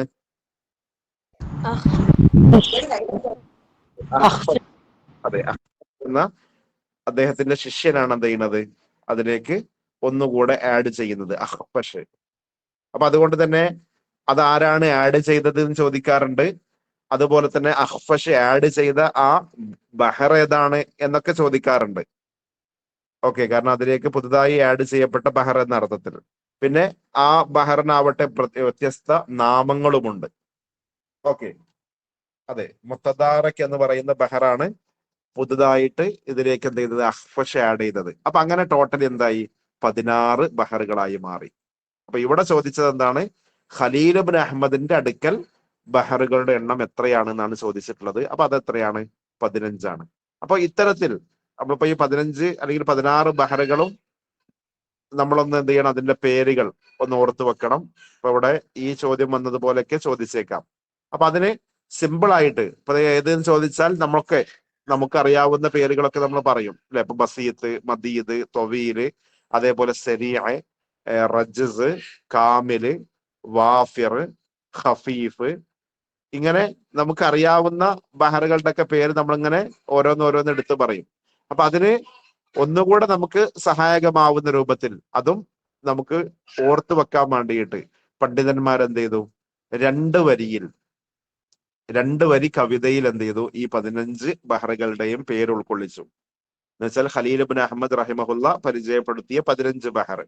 പിന്നെ അതിലേക്ക് 16ാമത്തെ ബഹർ ആര് ആഡ് ചെയ്തു? അഖ്ഫഷ് ആഡ് ചെയ്തു. അപ്പൊ ഏതൊക്കെയാണ് ആദ്യം ആ 15 ബഹറുകൾ എന്ന് നോക്കാം. തൊവീല്, മദീദ്, ബസീത്ത്, വാഫിർ, കാമില്, റജ്സ്, റമല്, സരീഅ്, മുജ്തസ്, മുഖ്തലബ്, ഖഫീഫ്, മുലാരിഅ്, മുത്തഖാരിബ്, മുൻസരിഹ്, ഹസ്ജ്. അപ്പൊ ടോട്ടൽ എത്രയായി? 15ആയി. ഇനി ഇതിലേക്ക് സാദ അലൈഹ അൽ അഖ്ഫഷ്. അഖ്ഫഷ് എന്ന് വെച്ചാൽ ഖലീൽ ഇബ്നു അഹ്മദ് റഹിമഹുല്ലയുടെ ശിഷ്യനാണ്. അദ്ദേഹം എന്ത് ചെയ്തു? അതിലേക്ക് ആഡ് ചെയ്തു ബഹറൻ ആഖറൻ വഹീദൻ, എന്ന് വെച്ചാൽ അവസാനത്തെ ഒരു ബഹർ കൂടെ എന്ത് ചെയ്തു? അതിലേക്ക് ആഡ് ചെയ്തു. അപ്പോ അതേതാണ് 16ാമത്തെ ബഹർ? അൽ മുത്തദാറക്. ഇങ്ങനെ ടോട്ടലി 16 ബഹറുകളാണ് അറബിക് കവിതയിലുള്ളത്. അപ്പോ ഖലീൽ ഇബ്നു അഹ്മദിന്റെ അടുക്കൽ 15 ബഹർ, പിന്നെ അതിലേക്ക് ഒന്നുകൂടെ ആഡ് ചെയ്ത് ടോട്ടലി അറബിക് കവിതയിൽ ഇസ്തിഅമാലിലുള്ളത് 16 ബഹറുകളാണ്.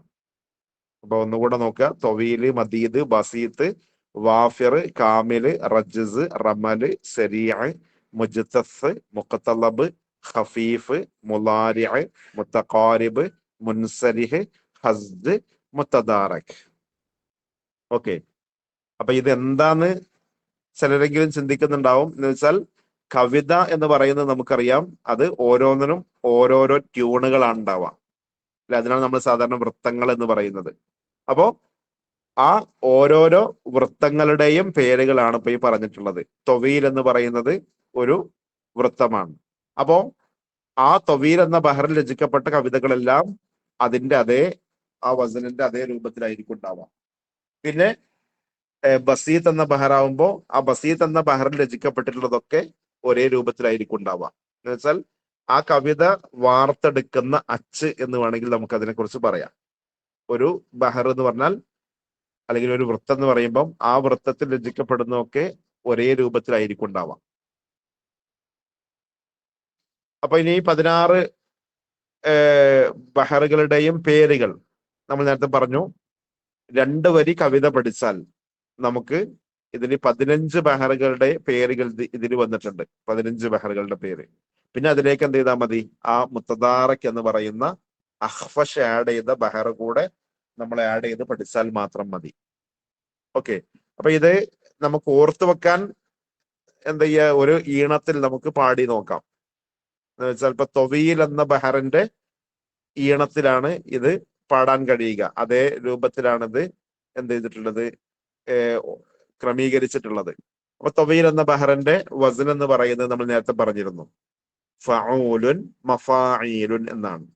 അപ്പൊ ഇനി ഓരോ ബഹറുകളും നമ്മൾ ചൊല്ലിപ്പഠിക്കുകയാണ് വേണ്ടത്, ഓരോ ബഹറുകളുടെയും വസനുകൾ. അപ്പൊ അതെന്ത് ചെയ്യാ? ഇപ്പോ നമുക്ക് ഒരു പക്ഷെ ചിലപ്പോ അറിയുന്ന ഏതെങ്കിലും വരികൾ, അതിപ്പോ അറബിയിൽ തന്നെ ആവണമെന്നില്ല, ചിലപ്പോ മലയാളത്തിലോ അല്ലെങ്കിൽ വേറെ ഏതെങ്കിലും ലാംഗ്വേജിൽ നമുക്ക് ഇഷ്ടപ്പെട്ട ഈ ഒരു കവിതയ്ക്ക് സമാനമായ ട്യൂണുള്ള ഏതെങ്കിലും വരികൾ ഉണ്ടെങ്കിൽ അവ ഓർത്തു വെച്ചുകൊണ്ട് നമുക്ക് എന്ത് ചെയ്യാൻ പറ്റും? ഈ വരി ഓർത്തു വെക്കാൻ പറ്റും അതേ രീതിയിൽ പാടിയിട്ട്.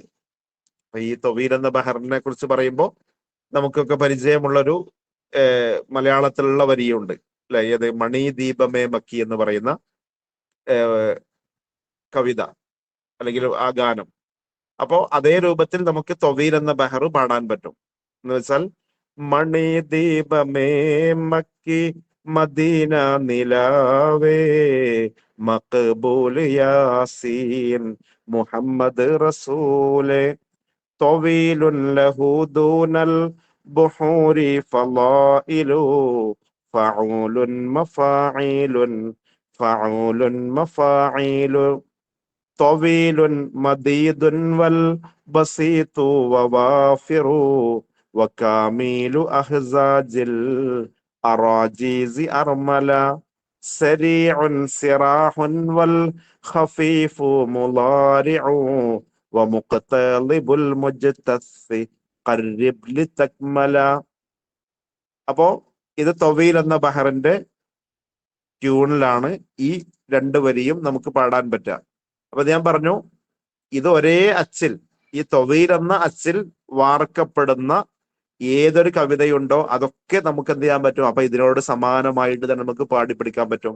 ഏതുപോലെ, ഇപ്പൊ നമുക്കൊക്കെ പരിചയമുള്ള വരിയാണ് ഇമ്രുൽ ഖൈസിന്റെ മുഅല്ലഖ.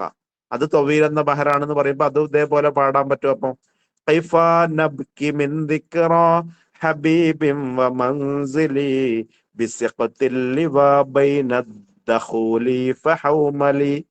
ഇനി സുഹൈർ ബിൻ അബി സുൽമയുടേതാണെങ്കിൽ അമിൻ ഉമ്മി ഔഫാദിം നതുല്ലം തകല്ലമി ബിഹൗമാനത്തിദ്ദറാജി ഫൽമുതസല്ലമി ലിഖൗലത അത്ലാലുൻ ബിബുർഖാതി സഹ്മദി തലൂഹു കബാഖിൽ വഷ്മി ഫീ ളാഹിരിൽ യദി. അത് തൊറഫയുടേത്. അപ്പൊ ഇങ്ങനെ നമ്മളിപ്പോ ഒരു ട്യൂണ് നമുക്ക് എന്ത് ചെയ്യാം, നമുക്ക് പാടാൻ കഴിയുമെന്ന് തോന്നുന്ന രൂപത്തിൽ നമ്മൾ എന്ത് ചെയ്യാ, പഠിക്കാം. എന്നിട്ട് അത് ശരിക്കും നമ്മൾ ചൊല്ലി പഠിച്ചു കഴിഞ്ഞാൽ പിന്നെ അതേ രൂപത്തിൽ വരുന്ന ഏത് കവിത വന്നാലും, നമ്മളിപ്പോ എക്സാം ഹാളിൽ ഇരിക്കുകയാണെങ്കിൽ ജസ്റ്റ് ഒന്ന് ഇങ്ങനെ പാടി നോക്കിയാൽ നമ്മളെ പഠിച്ച ട്യൂണുമായി ബന്ധപ്പെട്ടതാണെങ്കിൽ നമുക്ക് സ്വാഭാവികമായിട്ടും എന്ത് ചെയ്യാൻ പറ്റും, അതിന്റെ ബഹർ ഇന്നതാണെന്ന് പറഞ്ഞ് പെട്ടെന്ന് വേർതിരിക്കാൻ പറ്റും.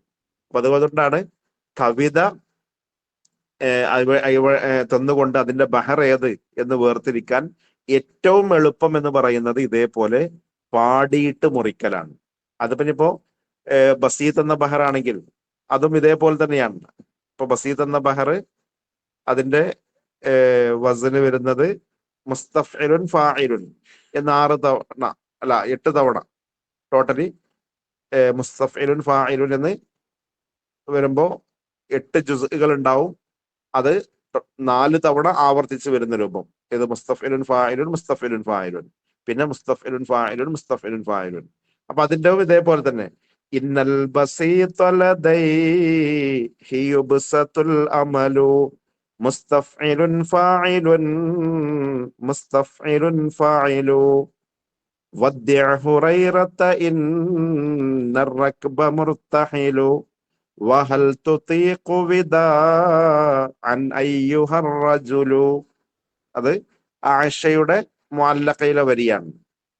ഇനി നാബിഗയുടേതാണെങ്കിൽ നാബിഗയുടേത് യദാറ മയ്യത ബിൽ അൽയാഇ ഫസ്സനദി അഖ്വത് വതാല അലൈഹ സാലിഫുൽ അബദി.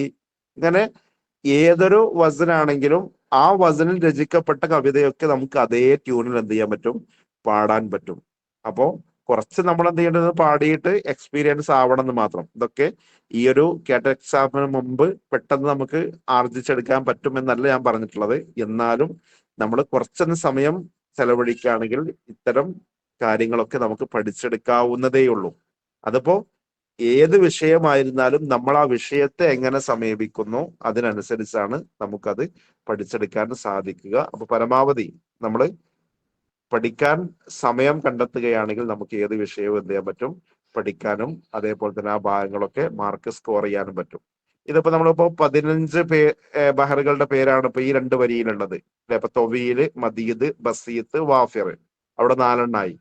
പിന്നെ കാമില്, അഹ്സാജ് എന്ന് പറയുന്നത് ഹസ്ജ്, അറാജീസ് എന്ന് പറയുന്നത് അവിടെ റജസ്, പിന്നെ അർമല എന്ന് പറയുന്നത് റമല്. അടുത്തത് സരീഅ്, പിന്നെ സിറാഹുൻ എന്ന് പറയുന്നത് മുൻസരിഹ്, ഖഫീഫ്, മുലാരിഅ്, മുഖ്തലബ്, മുജ്തസ്, ഖരിബ് എന്ന് പറയുമ്പോൾ അത് മുത്തഖാരിബ്. അപ്പൊ അങ്ങനെ ടോട്ടലി 15 ബഹറുകൾ അവിടെ ആയി. ഇനി അതിലേക്ക് എന്ത് ചെയ്യാം, നേരത്തെ നമ്മൾ പറഞ്ഞ അഖ്ഫഷ് ആഡ് ചെയ്ത 16ാമത്തെ ബഹർ മുത്തദാറക്ക് കൂടി അതിലേക്ക് ആഡ് ചെയ്താൽ 16 ബഹറുകളായി. അപ്പൊ ഇനി ഒരാൾക്ക് തോന്നുകയാണ് അത് പോരാ, ഈ 16 പേരുകളും എന്ത് ചെയ്യണം, ഒരു 2 വരിയിൽ ഉൾക്കൊള്ളുകയാണെങ്കിൽ അതാണ് ഒന്നുകൂടി നല്ലത് എന്ന് തോന്നുകയാണെങ്കിൽ അതിനും വഴിയുണ്ട്. അബൂ ത്വാഹിറുൽ ബൈളാവി എന്ന് പറയുന്ന പണ്ഡിതൻ അദ്ദേഹം എന്ത് ചെയ്തു, ഈ 2 വരിയിൽ 16 വരിയും 16 ബഹറുകളുടെ പേരും ഉൾക്കൊള്ളിച്ചു. ഇതാണ് ആ 2 വരികൾ. അപ്പൊ ഇതും അതേ രൂപത്തിൽ ആ തൊവീൽ എന്ന ബഹറിൽ തന്നെ നമുക്ക് പാടാൻ പറ്റുന്നതാണ്. തൊവീലുൻ യമുത്തുൽ ബസ്ത ബിൽ വഫരി കാമിലു വയഹ്സീജു ഫീ റജ്സിൻ വയർമൂലു മുസ്രിഅ ഫസർരിഹ് ഖഫീഫൻ ضارعൻ യഖ്തളിബ് ലനാ മനിജ്തുസ്സ മിൻ ഖുർബിൻ ലിനുദ്രീക മത്മഅ. അപ്പൊ ഇതിൽ നോക്കൂ, ഇതിലിപ്പോ 16 പേരുകളുണ്ട്. എന്ന് വെച്ചാൽ തൊവീല്, മദീദ്, ബസീത്ത്, വാഫിർ, കാമില്. അതാണ് ആദ്യ ഭാഗം. രണ്ടാമത്തെ ഭാഗം അവിടെ വയഹ്സീജു ഫീ റജ്സിൻ വയർമൂലു മുസ്രിഅ എന്ന് പറഞ്ഞാൽ അവിടെ ഹസ്ജ്, റജ്സ്, റമല്, സരീഅ എന്നുള്ളതാണ് അവിടെ മുസ്രിഅൻ എന്ന് പറയുന്നത്. പിന്നെ അടുത്തത് ഫസർരിഹ് ഖഫീഫൻ ളാരിഅൻ യഖ്തളിബ് ലനാ എന്നുള്ളത് മുൻസരിഹ്, ഖഫീഫ്, മുളാരിഅ, മുഖ്തലബ്. പിന്നെ മനിജ്തുസ്സ മിൻ ഖുർബിൻ ലിനുദ്രീക മത്മഅ അവിടെ മുജ്തസ്, മുത്തഖാരിബ്, മുത്തദാറക്. അതാണ് ലിനുദ്രിക എന്നുള്ളത് മുത്തദാറക്. അപ്പോ 16 ബഹറുകളും ഇവിടെ ഈ 2 വരിയിലൂടെ വന്നു. ഓക്കെ, നമ്മൾ പഠിച്ചാൽ മതി. ഇതിനൊക്കെയുള്ള എളുപ്പവഴികളൊക്കെ എന്ത് ചെയ്തിട്ടുണ്ട്? ഈ വൈജ്ഞാനിക ശാഖ പരിചയപ്പെടുത്തിയ പണ്ഡിതന്മാർ തന്നെ നമുക്ക് പഠിപ്പിച്ചു തന്നിട്ടുണ്ട്. ഞാൻ തുടക്കത്തിൽ പറഞ്ഞ കാര്യം ഒന്നുകൂടെ എല്ലാവരോടുമായി ഓർമ്മപ്പെടുത്താണ്. നമ്മൾ ഏത് വിഷയമാണെങ്കിലും നമ്മൾ പഠിക്കാൻ സമയം കണ്ടെത്തുകയാണെങ്കിൽ നമുക്കത് പഠിക്കാൻ സാധിക്കും. അപ്പോ കേട്ടറ്റിനെ സംബന്ധിച്ചിടത്തോളം നെറ്റ് അതേപോലെ സെറ്റ് ഒക്കെ നേടിയ ആളുകളെ സംബന്ധിച്ചിടത്തോളം വളരെ സിമ്പിളായിട്ട് നേടിയെടുക്കാവുന്ന ഒന്നാണ് കേട്ടറ്റ് എന്ന് പറയുന്നത്. വളരെ കുറച്ച് മാത്രമേ നമുക്ക് പഠിക്കാനുള്ളൂ. അതേപോലെ തന്നെ അതിൽ വരുന്ന ഇനിയിപ്പോ ഇംഗ്ലീഷ് ഭയപ്പെടുന്ന ആളുകൾ ഉണ്ടാവും ചിലപ്പോ. അതായത് നമുക്ക് ലാംഗ്വേജ് ആയിട്ട് ഒന്നുകിൽ ഇംഗ്ലീഷ് അല്ലെങ്കിൽ മലയാളം, ഇങ്ങനെ 2 ചൂസ് ചെയ്യാനുള്ള ഓപ്ഷൻ ഉണ്ട്. അപ്പോൾ ഇതില് ഇംഗ്ലീഷാണ് ഏറ്റവും നല്ലത്. കാരണം എന്ന് വെച്ചാൽ നമ്മൾ 8 മുതൽ 10 വരെ പഠിച്ച ബേസിക് ഇംഗ്ലീഷ് അതാണ് സാധാരണഗതിയിൽ എന്ത് ചെയ്യാറുള്ളത്, ഈ കേട്ടറ്റിനൊക്കെ ചോദിക്കാറുള്ളത്. അപ്പൊ അതൊന്ന് കുറച്ച് വ്യവസ്ഥാപിതമായി നമ്മൾ പഠിച്ചാൽ മതി. ഇപ്പൊ ഏതുപോലെ നമ്മളിപ്പോ ക്വസ്റ്റ്യൻ ടാഗ് ഉണ്ടാക്കുന്ന രൂപം, അല്ലെ, ക്വസ്റ്റ്യൻ ടാഗിന്റെ രൂപം, അതൊക്കെയാണ് വരാറുള്ളത്. അതേപോലെ ടെൻസുകൾ, ഇങ്ങനത്തെ കുറച്ച് ഭാഗങ്ങളാണ് നമ്മൾ നോക്കേണ്ടത്. അതൊന്നുകൂടെ നമ്മൾ കുറച്ചൊന്ന് വ്യവസ്ഥാപിതമായി ഒന്ന് നോക്കണം എന്ന് മാത്രം.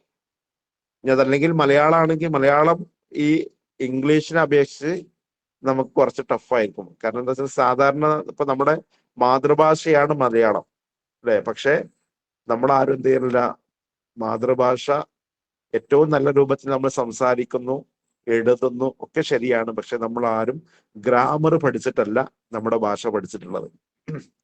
എന്നാൽ മറ്റു ഭാഷയായ ഇപ്പൊ ഇംഗ്ലീഷ് ആയിരുന്നാലും അറബി ആയിരുന്നാലും നമ്മൾ എക്സ്ട്രാ നമ്മൾ പഠിച്ചതാണ്. പക്ഷെ അതിന്റെയൊക്കെ ഗ്രാമർ നമ്മൾ എന്ത് ചെയ്തിട്ടുണ്ട്, ഓൾറെഡി കുറച്ചെങ്കിലും നമ്മൾ പഠിച്ചിട്ടുണ്ട്. എന്നാൽ അത്ര പോലും നമ്മൾ പഠിച്ചിട്ടില്ല നമ്മുടെ മാതൃഭാഷയായ മലയാളത്തിന്റെ ഗ്രാമർ. അപ്പൊ അതുകൊണ്ട് തന്നെ അതിലുള്ള ക്വസ്റ്റ്യൻസ് ചിലതൊക്കെ കണ്ടാൽ നമുക്ക് തിരിയൂല്ല. പഠിക്കാൻ ശ്രമിച്ചാലും അങ്ങനെ തന്നെയാണ്. കുറച്ച് സമയം നമ്മൾ എന്ത് ചെയ്യേണ്ടി വരും, എടുത്ത് പഠിക്കേണ്ടി വരും. അപ്പൊ അതുകൊണ്ട് പൊതുവെ ഇംഗ്ലീഷാണ് ഒന്നുകൂടെ അവിടെ ലാംഗ്വേജ് സെലക്ട് ചെയ്യുമ്പോൾ നമുക്ക് എടുക്കാൻ നല്ലത്. മലയാളം എടുത്ത ആളുകൾ അതിൽ ടെൻഷൻ ആവുന്നതും വേണ്ട. ഓൾറെഡി നമ്മൾ എന്ത് ചെയ്യുക, അതിന് വേണ്ടിയിട്ട് നമ്മൾ എന്ത് ചെയ്യുക, ഒരുങ്ങി എക്സാം എഴുതാൻ സന്നദ്ധമാവുക. അതുപോലെ ബാക്കിയുള്ള ഓരോ ഭാഗങ്ങളും നമ്മൾ അല്പം സമയമെടുത്ത് പഠിച്ചാൽ നമുക്ക് നേടിയെടുക്കാവുന്നതാണ് എന്നുള്ളതാണ് എല്ലാവരോടും സാന്ദർഭികമായി ഓർമ്മപ്പെടുത്താനുള്ളത്. തൽക്കാലം ഇന്നത്തെ സെഷൻ നമ്മളിവിടെ വൈൻഡപ്പ് ചെയ്യാണ്. ഇനി നിങ്ങൾ എന്ത് ചെയ്യാച്ചാൽ ഉള്ള സമയം പരമാവധി ഉപയോഗപ്പെടുത്തുക. ഇപ്പൊ ഈ മാസം കേട്ടിട്ട് എഴുതുന്ന ആളുകൾ ഇനിയുള്ള ഒരു സമയവും വേസ്റ്റ് ആവാതെ പരമാവധി പഠിച്ച ഭാഗങ്ങളൊക്കെ ഒന്നുകൂടെ റിവിഷൻ നടത്താനൊക്കെ ഉപയോഗപ്പെടുത്തുക. ഈ എക്സാമിനല്ല, അടുത്ത ഫെബ്രുവരിയിലൊക്കെ അല്ലെങ്കിൽ ഇനി വരാനിരിക്കുന്ന കേട്ടറ്റ് എക്സാമിന് വേണ്ടിയിട്ടാണ് പ്രിപ്പയർ ചെയ്യുന്ന ആളുകൾ കൂടുതലുള്ളത് എങ്കിൽ അവരോട് പറയാനുള്ളത്, മുൻധാരണകളൊക്കെ നമ്മൾ മാറ്റിവെച്ചിട്ട് ഇനിയുള്ള ഇവിടുന്ന് അങ്ങോട്ട് അടുത്ത കേട്ടറ്റ് വരെയുള്ള സമയങ്ങൾ നിങ്ങൾ പരമാവധി എന്ത് ചെയ്യുക, പഠനത്തിന് വേണ്ടിയിട്ട് ഉപയോഗിക്കുക. അങ്ങനെയാണെങ്കിൽ നമുക്കൊക്കെ ഇൻഷാ അല്ലാഹ് ലക്ഷ്യത്തിലെത്താൻ പറ്റും. അപ്പൊ അതിന് സഹായകമാവുന്ന രൂപത്തിൽ ഞാൻ തുടക്കത്തിൽ നേരത്തെ പറഞ്ഞ പോലെ നമ്മളൊരു പുതിയ ബാച്ച് സ്റ്റാർട്ട് ചെയ്യുന്നുണ്ട്. അതവിടെ ഈ ക്വസ്റ്റ്യൻ ഡിസ്കഷൻ മാത്രമല്ല ഉണ്ടാവുക, ഡീറ്റെയിൽഡ് ആയിട്ട് ഓരോ ഭാഗത്തിന്റെയും ക്ലാസ്സുകൾ, അത് എത്ര ടച്ച് വിട്ട ആളുകളാണെങ്കിലും, ഇപ്പൊ അറബി ഒരു പക്ഷേ മുമ്പ് പഠിച്ചു പിന്നെ ടച്ച് വിട്ട ആളുകളൊക്കെ ഉണ്ടാവും, അവർക്കൊക്കെ മനസ്സിലാക്കാവുന്ന രൂപത്തിൽ ഓരോ ഭാഗവും ഡീറ്റെയിൽഡ് ക്ലാസ്സുകൾ, ആ ക്ലാസ്സുകളുടെയൊക്കെ റെക്കോർഡഡ് വീഡിയോ ലിങ്കുകളും നിങ്ങൾക്ക് കിട്ടും. എപ്പോ എത്ര തവണ വേണമെങ്കിലും നിങ്ങൾക്ക് കേൾക്കാവുന്ന രൂപത്തിലുള്ള ക്ലാസ്സുകൾ, അതിന്റെയൊക്കെ PDF-കളും അതുപോലെ തന്നെ മോഡൽ ടെസ്റ്റുകളൊക്കെ കിട്ടും. അപ്പോ എല്ലാം കിട്ടി എന്നുള്ളത് കൊണ്ടും നമുക്ക് കേട്ടിട്ട് കിട്ടാൻ പോകുന്നില്ല, മറിച്ച് അതൊക്കെ നിങ്ങൾ കൃത്യമായി ഉപയോഗപ്പെടുത്തി ഫോളോ ചെയ്യുകയാണെങ്കിൽ ഇൻഷാ അല്ലാഹ് നിങ്ങൾക്ക് ആ കോഴ്സ് പ്രയോജനപ്പെടുത്താവുന്നതാണ്. ആർക്കെങ്കിലും താല്പര്യമുണ്ടെങ്കിൽ ഇപ്പോ 749 രൂപക്ക് ആ കോഴ്സിലേക്ക് ജോയിൻ ചെയ്യാം. എന്ന് വെച്ചാൽ ഈ സെപ്റ്റംബർ 25-ന് ക്ലാസ് സ്റ്റാർട്ട് ചെയ്താൽ അടുത്ത എക്സാം എന്നാണോ നടക്കുന്നത് ഇൻഷാ അല്ലാഹ് അതുവരെ നിങ്ങൾക്ക് ഈ ഒരു കോഴ്സിൽ ഉള്ള ഫീ ആണ് ആ പറഞ്ഞിട്ടുള്ളത്. കോഴ്സിന്റെ പൂർണ്ണമായ ഫീ 999 രൂപയാണ്. എന്നാൽ ഈ ഒരു ഒക്ടോബർ മാസം വരെ 749 രൂപക്ക് താല്പര്യമുള്ളവർക്ക് ജോയിൻ ചെയ്യാം. അവിടെയും ഞാൻ പറയുന്നു, നമുക്ക് കേട്ടിട്ട് ക്വാളിഫൈ ചെയ്യാൻ കോച്ചിങ്ങിന്റെ ആവശ്യമില്ല. പിന്നെ ഒരു സൗകര്യത്തിന് വേണ്ടിയിട്ട് വേണമെങ്കിൽ നിങ്ങൾക്ക് എന്ത് ചെയ്യാം, ജോയിൻ ചെയ്യാമെന്ന് മാത്രം. സിലബസ് ഓറിയന്റഡ് ആയി പഠിക്കുക എന്നുള്ളതാണ് നമുക്ക് കേട്ടിട്ട് ക്വാളിഫൈ ചെയ്യാൻ അനിവാര്യമായിട്ടുള്ളത്. അത് നിങ്ങൾ നന്നായിട്ട് ആ രൂപത്തിൽ പഠിച്ചാൽ മതി. സ്വന്തമായി പഠിക്കാൻ ഉദ്ദേശിക്കുന്ന ആളുകളോട് പറയാനുള്ളത്, നിങ്ങൾ സിലബസ് ഡൗൺലോഡ് ചെയ്യുക. ഇനി ആർക്കെങ്കിലും കിട്ടാത്തതുണ്ടെങ്കിൽ നമ്മുടെ അഡ്മിൻസിനെ കോൺടാക്ട് ചെയ്താൽ ഇൻഷാ അല്ലാഹ് നിങ്ങൾക്ക് അയച്ചു തരുന്നതായിരിക്കും. അങ്ങനെ നിങ്ങൾക്ക് സ്വന്തമായി പ്രിപ്പയർ ചെയ്ത് പഠിക്കാവുന്നതാണ്. അതിനോട് കൂടെ നമ്മൾ സിലബസ് മാത്രം നോക്കിയാൽ പോരാ, സ്വാഭാവികമായിട്ടും സിലബസ് ഓറിയന്റഡ് ആയി പഠിച്ചാൽ പിന്നെ എങ്ങനെയാണ് ക്വസ്റ്റ്യൻ വരുന്നത് എന്നുള്ളത് കൂടി മനസ്സിലാക്കണം. എന്ന് വെച്ചാൽ പ്രീവിയസ് ഇയേഴ്സ് ക്വസ്റ്റ്യൻ പേപ്പർ അതുകൂടെ നമ്മൾ എന്ത് ചെയ്യുക, ഒന്ന് പരിശോധിക്കുക. എന്നിട്ട് നിങ്ങൾ വ്യവസ്ഥാപിതമായി പഠിക്കുകയാണെങ്കിൽ എന്തായിരുന്നാലും കേട്ടിട്ട് അടുത്ത തവണ തന്നെ ക്രാക്ക് ചെയ്യാൻ സാധിക്കും. അപ്പൊ എല്ലാവർക്കും ആ രൂപത്തിൽ തന്നെ അടുത്ത തവണ തന്നെ ലക്ഷ്യത്തിലെത്താൻ സാധിക്കുമാറാവട്ടെ എന്ന് പ്രാർത്ഥിച്ചുകൊണ്ട് തൽക്കാലം ഈ ഒരു സെഷൻ വൈൻഡ് അപ്പ് ചെയ്യാണ്. ഇത്രയും സമയം ആക്റ്റീവായി പങ്കെടുത്ത നിങ്ങൾക്ക് എല്ലാവർക്കും നന്ദി കൂടി അറിയിക്കുന്നു. ശുക്രൻ അല ഹസ്നി ഇസ്തിമാഇക്കും വലിസ്ഗാഇക്കും വഇലാഹുന അത്റുകുക്കും ഫി റായത്തില്ല. വസ്സലാമു അലൈക്കും വറഹ്മത്തുള്ളാഹി വബറകാതുഹു.